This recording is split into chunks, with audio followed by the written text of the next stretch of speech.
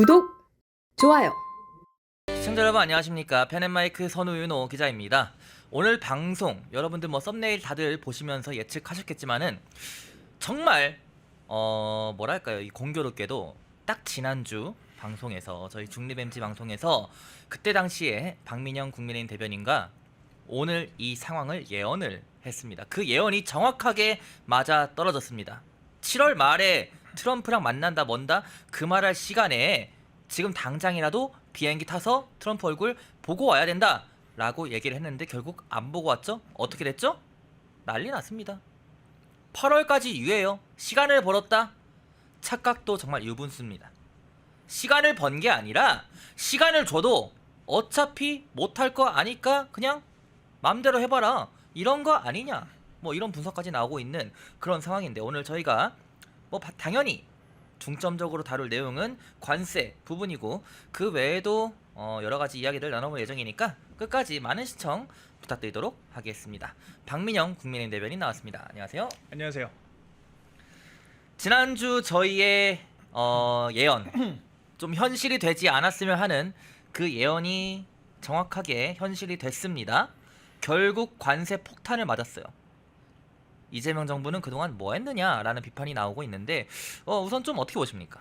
사실 집권하자마자 관세 얘기를 저는 매주 계속 했거든요. 네. 그때부터도 근데 인사 면면들을 보니까 제대로 협상에 임할 그런 준비도 안 되어 있다라고 생각이 들더라고요. 그래서 지난주에도 관련 내용을 조금 많이 풀어냈던 것이고, 네. 실제로 저희가 화요일날 방송을 한 직후에도 이재명 정권이 협상을 단 일주일 앞두고 제대로 아무 조치도 한 것이 없습니다. 그렇죠. 한 것이라고는 위성락 안보실장이 미국으로 파견 간 것 파견한 하나 거. 정도인데, 네. 안보실장이 관세 협상을 할 수는 없거든요. 그렇죠. 그러니까 위성락 안보실장을 보낸 이유는 정상 간의 회담을 어레인지하기 위해서 간 겁니다. 근데 그 정상 간의 회담이라는 것도 대통령실 브리핑한 것처럼 7말 8초에 하겠다라고 하는 거잖아요. 그러니까 그렇죠. 애초에 더 정확히는 관세 관련된 아무런 조치를 하지 않았다라고 봐야 되는 거죠. 그러니까 산자부 산하의 이 통상 본부장 선에서 실무 협의를 했다라고 하는 건데, 그 통상 본부장 선에서 이게 결론 날 수 있는 문제가 아니지 않습니까? 더군다나 트럼프 대통령의 리더십을 저희가 훤히 알고 있잖아요.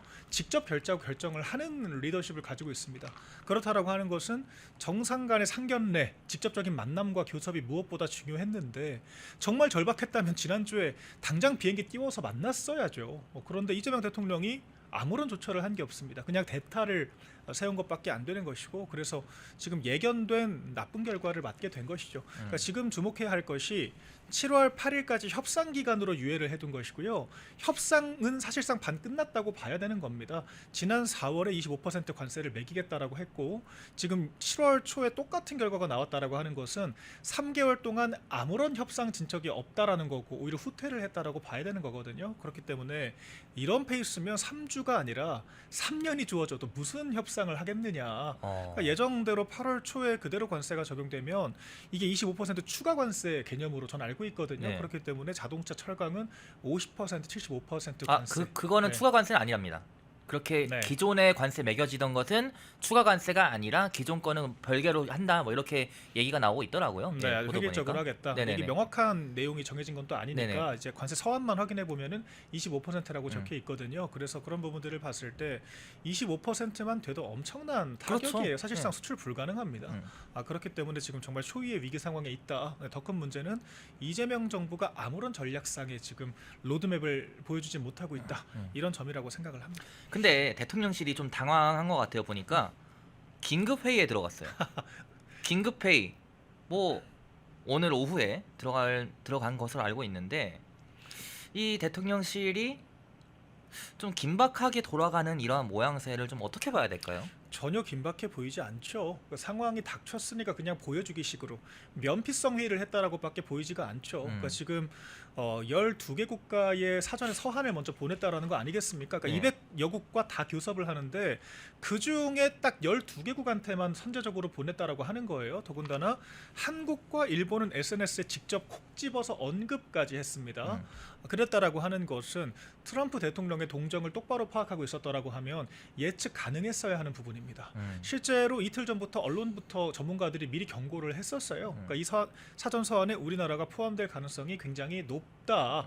최악의 경우 당장 선제적으로 발표될 수가 있다. 전문가들이 그렇게 지적을 했는데 네.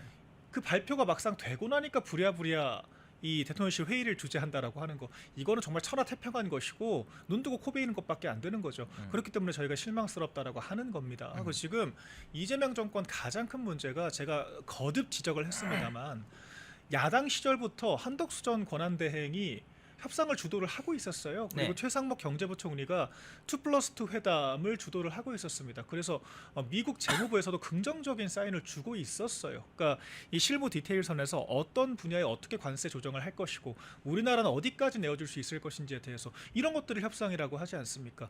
그러니까 경제부총리 선에서 주도를 하고 있었던 상황이었는데 민주당이 어떻게 했습니까? 한덕수 전 권한대행한테는 이거 대선 출마용 치적삭기 아니냐, 협상은 새 정부가 하는 것이니까 괜히 나가서 우리나라 거 뭐 퍼주지 마라, 이런 식으로 맹비난을 했었죠. 더군다나 최상목 경제부총리는 탄핵까지 했습니다. 그러니까 사실상 협상을 회방을 놨고 발목 잡기를 한 거죠. 정말 한 치 앞을 못 보는 거 아닙니까? 그러니까 저희가 그때부터, 아니 협상 기간 유예 기간이 3개월밖에 안 되는데 이재명 정권이 집권을 만약에 한다라고 하더라도 한 달 안에 어떻게 결론을 맺을 수가 있냐. 우리가 지금부터 2달 안에 권한대행 체제에서 뭐라도 성과를 만들어 놓고 인수인계를 해야 일이 되는 것이지라고 그렇죠. 저희가 합리적인 얘기를 한 거예요. 근데 묵살당했습니다.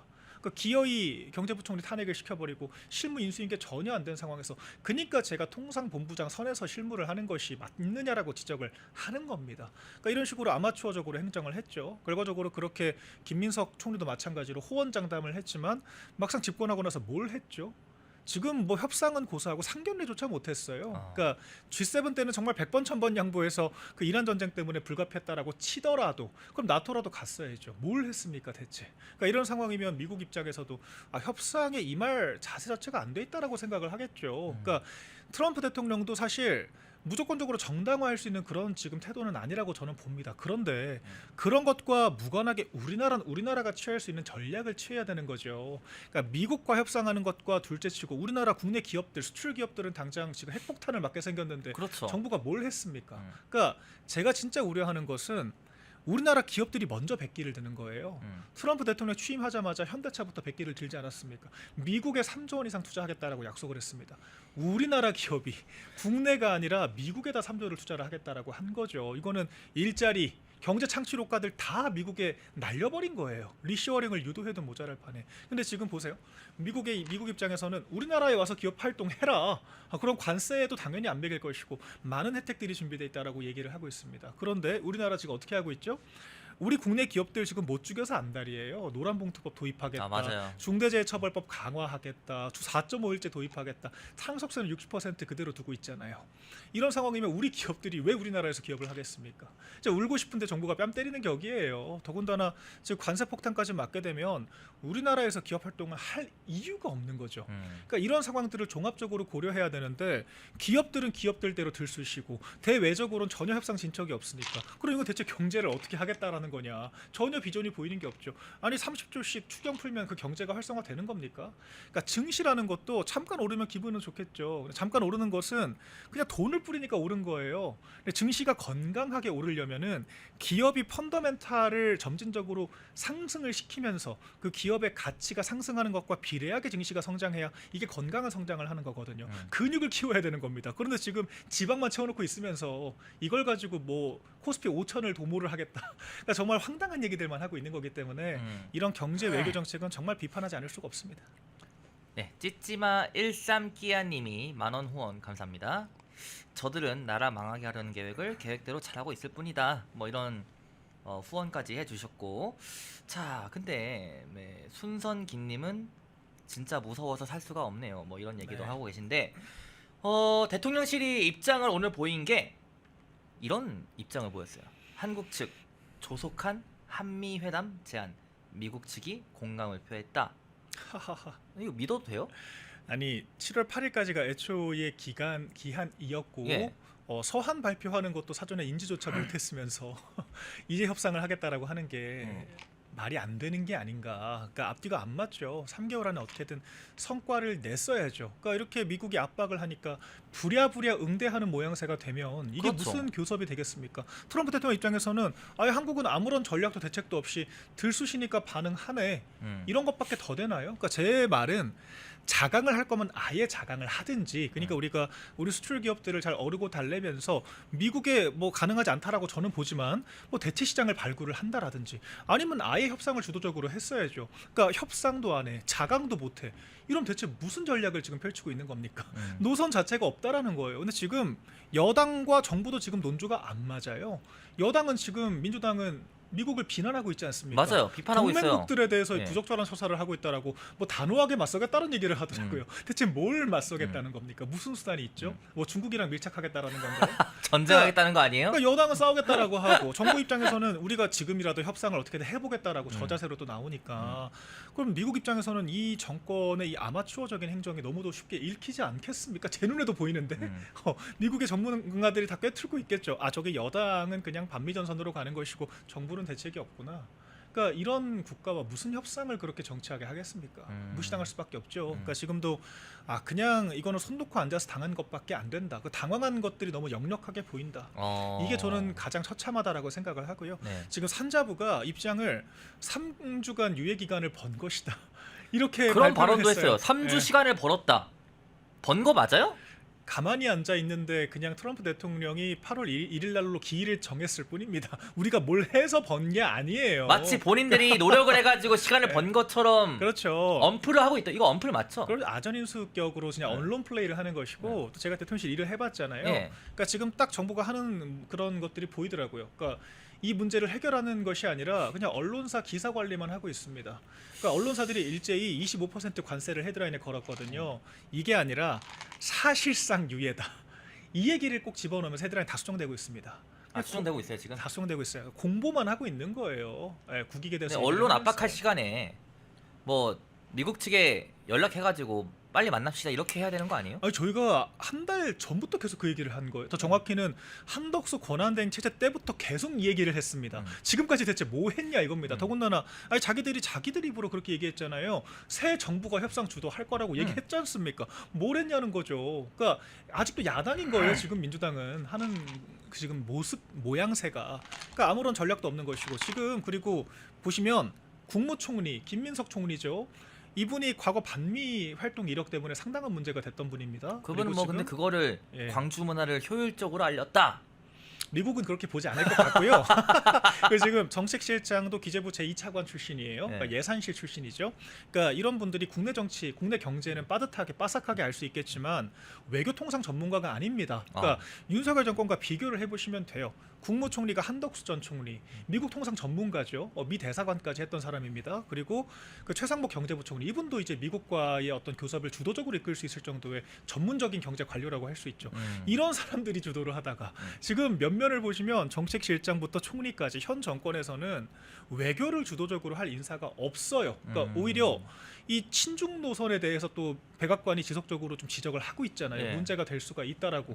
이런 부분들을 봤을 때는 인적 구성 자체가 미국과의 관계를 긍정적으로 설정할 만한 건덕지 자체가 안 보이는 거죠. 그러니까 이런 상황에서 무슨 협상을 하겠다라고 하는 거냐, 당연히 의구심이 들 수밖에 없고. 그러니까 지금 그 정부 인사들이 아니라 김종인 전 위원장 이런 사람들을 왜 보냅니까? 맞아요. 특사가 사실 저는 왜 굳이 김종인일까 하는 생각이 들었습니다. 보낼 사람이 없다는 거죠. 없는 없다는 거예요, 거죠. 진짜? 그러니까 이현주 최고위원이 지금 공동대표로 간다라는 거 아니에요. 근데 이현주 최고위원이 무슨 통상 교섭에 미국이랑 전문성이 있죠? 뭐 있어요? 뭐 없지 않아요? 아무것도 없습니다. 아무것도 네. 없고, 김종인 전 위원장도 미국과 직접적으로 뭔가 교섭을 한다라거나 네. 그럴 만한 실권도 없고요. 전문성도 입증된 바가 없습니다. 근데 이런 상황에서 김종인 전 위원장에게 상당히 공을 들였다라고 지금 언론 플레이를 하는 것 자체가 굉장히 우스꽝스럽고, 국가 경영을 이런 식으로 할 수는 없습니다. 진짜 외교는 정말 전문가의 영역인데 대체 한 달 동안 지금 인선한다라고 했던 것이 이게 대체 뭐냐. 더군다나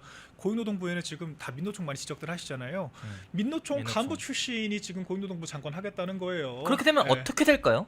안에서는 기업들, 그러니까 제가 기업이면 왜 우리나라에서 기업 활동을 하겠습니까? 네. 미국으로 투자하면 되지. 네. 더군다나 대기업 같은 경우에는 더더욱 그렇죠. 그러니까 다른 나라로 해외로 이전할 만한 여력이 없는 게 아니잖아요. 상속세, 법인세는 핵폭탄급으로 맞아야 되고 관세는 관세대로 내야 되고 국내 민노총들 파업하면은 이제 노란봉투 통과되면은 그 민사 소송조차 못 걸고 그렇죠. 그러니까 배상조차 못 받고 이제 근로자들 이제 이익 위한다고 민노총이 파업해도 아무런 조치도 취할 수가 없고 중대재해처벌법으로 회사에 사고만 나면 다 그 오너들 선에서 책임지라고 할 텐데 이런 나라에서 어떻게 기업 경영을 합니까? 당장 지금 넥슨만 보셔도 그 김정주 회장이 갑자기 극단적 선택으로 사망을 했잖아요. 그 지분 지금 정부에게 다 돌아가 있습니다. 그거를 지금 상속세가 중국에 60%예요. 넘어갈 위기잖아요. 텐센트에서 지금 인수 준비한다라고 네. 하는데 정부 입장에서는 넘기고 싶어 하는 거예요, 지금. 어차피 정부가 경영할 수가 없기 때문에. 근데 이렇게 되면 중국 자본에 우리나라 기업이 팔려 나간다라고 하면 넥슨은 네. IT 게임계에서 우리나라에서 빼놓을 수 없는 대기업 중에 그렇죠. 대기업이에요. 연매출이 조 단위이고요. 예. 3N이라고 통칭이 되잖아요. 상당한 지금 그 경쟁력을 가지고 있는 회사입니다. 그리고 지금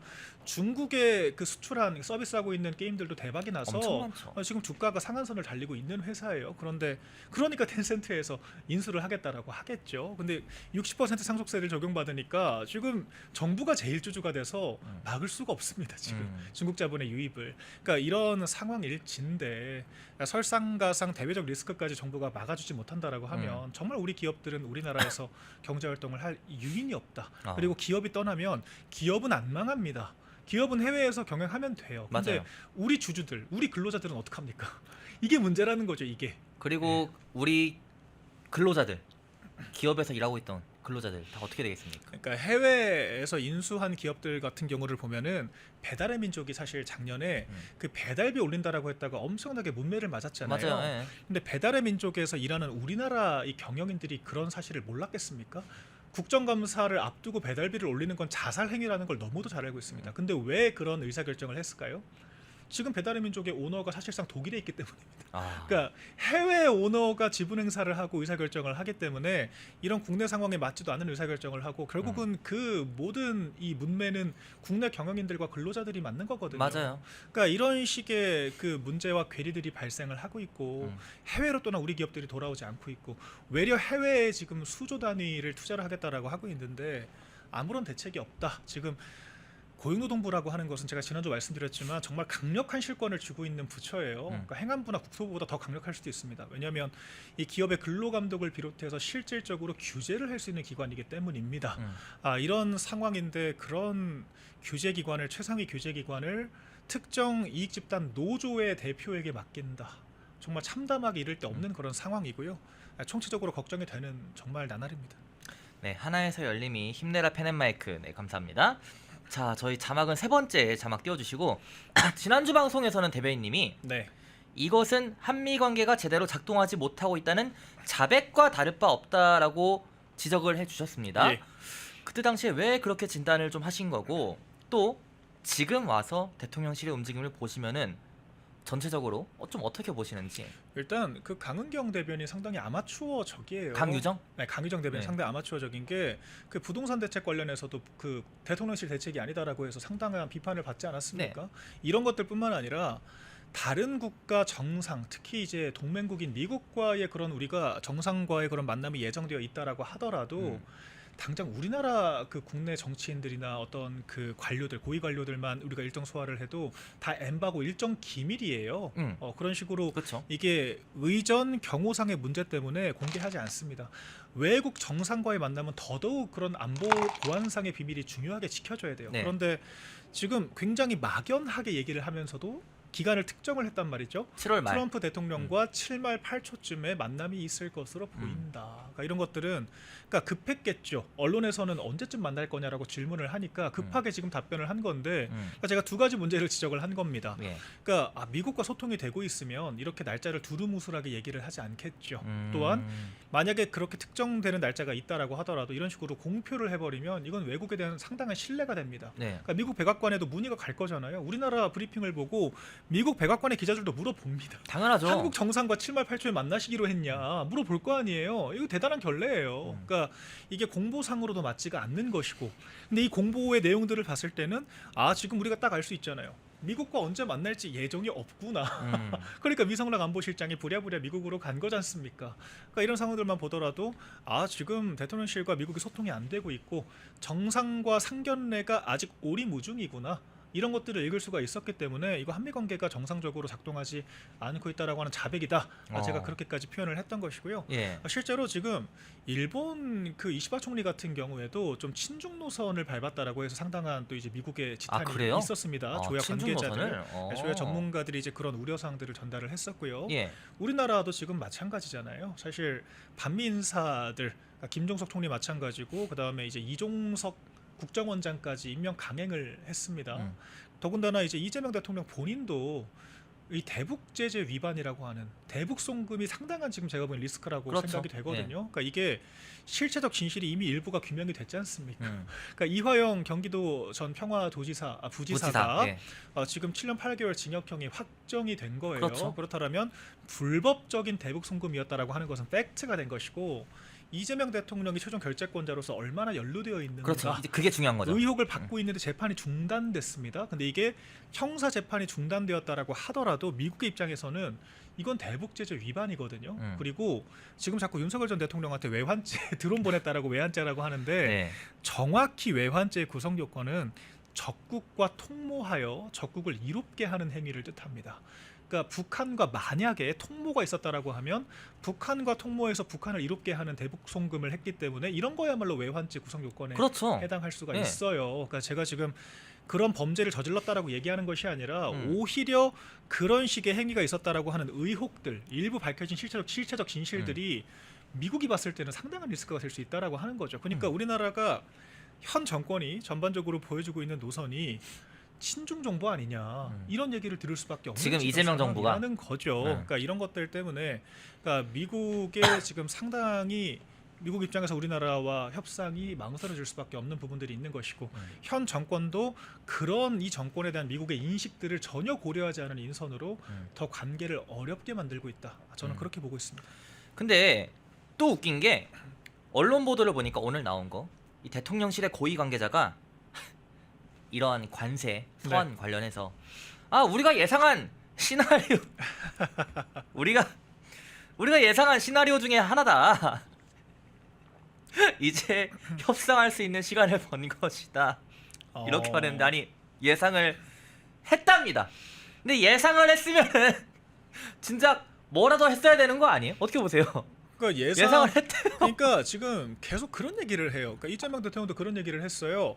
협상 전략이 있지만 이것은 전략상으로 비밀을 유지하는 것이 유리하기 때문에 말을 못한다. 그러니까 마치 계속 뭔가 대단한 게 있는 것처럼 냄새를 풍기는데 숨겨둔 카드가 있는 것처럼. 근데 그 뭔가 액션이라도 하고 나서 그런 말을 해야 우리가 좀 조금이라도 믿지 않겠습니까? 그러니까 뭐라도 조금 얘기가 될 만한 사람이 협상을 하고 있는 상태에서 우리 전략이 있다라고 얘기를 해야 우리가 그 말을 믿는 거죠. 그러니까 미국과 협상을 하고 있는 아무런 지금 정황상 근거가 없고 지금 그리고 대통령실 너무 당황한 기색이 역력하지 않습니까? 맞아요. 그러니까 부랴부랴 그 뭐 대통령실 회의를 또 열고 뭐 정책실장이 그 차관급들 뭐 이제 소집하니 많이 그런 얘기 나오면서 지금 긴급하게 돌아가는 거겠죠. 예측을 했다라고 하면서 왜 그렇게 당황을 했죠? 앞뒤가 전혀 지금 안 맞지 않습니까? 그리고 제가 그래서 자강을 할 거면 차라리 우리가 그런 말 하잖아요.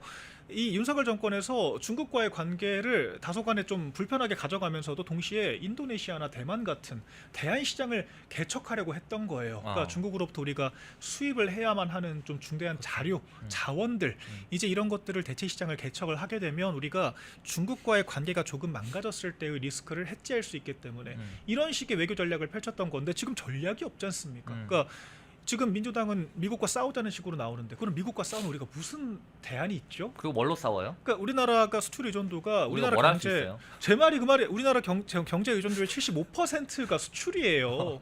근데 그 중에서도 미국이 우리나라가 가장 큰 흑자폭을 유지하는 나라입니다. 그러니까 미국과의 관계가 망가졌을 때 오히려 중국보다 더 많은 타격이 될 수가 있어요. 오히려 중국은 우리나라와 어떤 대체 관계에 있는 시장이기 때문에 우리나라가 수출을 많이 할 수는 있어도 흑자가 많지는 않아요. 그만큼 수입도 많이 하기 때문에. 근데 미국은 트럼프 대통령이 이것 때문에 저희한테 지금 지적을 하는 거예요. 우리가 거의 700억 달러 이상 매년 흑자를 기록하고 있다라는 거 아닙니까? 그러니까 이런 부분인 건데 미국 시장을 그럼 이렇게 싸워버리면은 대체 무슨 대안이 있냐 이겁니다. 그러니까요. 대안도 없고 기업들에 대한 지금 뭐 아무런 케어도 안 되고 있고 미국과의 관계도 지금 못 하고 있고 상견례조차 못 하고 있으면서 예상했다? 이건 정말 국민을 기망하는 행위라고 생각을 하고요. 지금 자신들이 야당 때 했던 말에 책임을 져야 됩니다. 새 정권이 협상하겠다면서요. 맞아요. 근데 상견례 자체도 7말 8초쯤에 이것도 확정된 것도 아니에요. 할 수도 있다. 라고 얘기를 하고 있는데 정상 간 교섭도 못하면서 대체 무슨 전략을 펼치겠다라고 하는 건지 이건 저희가 무슨 뭐 비밀을 노출하라는 것이 아니라요. 이런 식의 불확실한 상황이 계속되면 국내 증시도 흔들립니다. 지금 연일 하락세로 3차원선을 간신히 지키고 있잖아요. 수출 기업들도 얼마나 지금 불안에 떨고 있겠습니까? 이런 그 국내 경제 참여자들에게 안심을 시키기 위해서라도 좀 대략적인 그런 노력하는 모습을 보여줘야 돼요. 근데 진짜 아무것도 없다. 이게 지금 제일 큰 문제라고 봅니다. 펜앤마이크와 광동이 함께 준비한 광동 루테인 밀크시슬 혈행 개선, 노화로 인한 눈 건강, 간 건강. 펜앤마이크 TV 단독 할인 2개월분 한 박스에 3만원, 6개월분 세 박스에 84,000원. 펜앤마이크 구독자 전용 댓글 상단 할인 링크에서 구매 가능합니다. 전화 문의는 1661-6915, 전화 문의는 1661-6915. 펜앤마이크와 광동이 함께 준비한 광동 면역보감 데일리 스틱 2024년 건강기능식품 대상 높은 흡수율, 휴대와 섭취가 간편한 스틱형 펜앤마이크 TV 단독 할인 1개월분 한 박스에 33,000원, 3개월분 세 박스에 9만원. 펜앤마이크 구독자 전용 댓글 상단 할인 링크에서 구매 가능합니다. 전화 문의는 2661-6915, 전화 문의는 2661-6915. 펜앤마이크와 광동이 함께 준비한 광동 혈당혈압 콜레스테롤 케어 솔루션 식후 혈당 상승 억제, 체지방 감소, 혈중 콜레스테롤 개선, 높은 혈압 감소. 펜앤마이크 TV 단독 할인 1개월분 한 박스에 25,000원, 3개월분 세 박스에 66,000원. 펜앤마이크 구독자 전용 댓글 상단 할인 링크에서 구매 가능합니다. 전화 문의는 1661-6915, 전화 문의는 1661-6915. 펜앤마이크에서 추천하는 영상도 보고 가세요. 다른 영상도 즐기시려면 구독 버튼을 꼭 눌러주세요.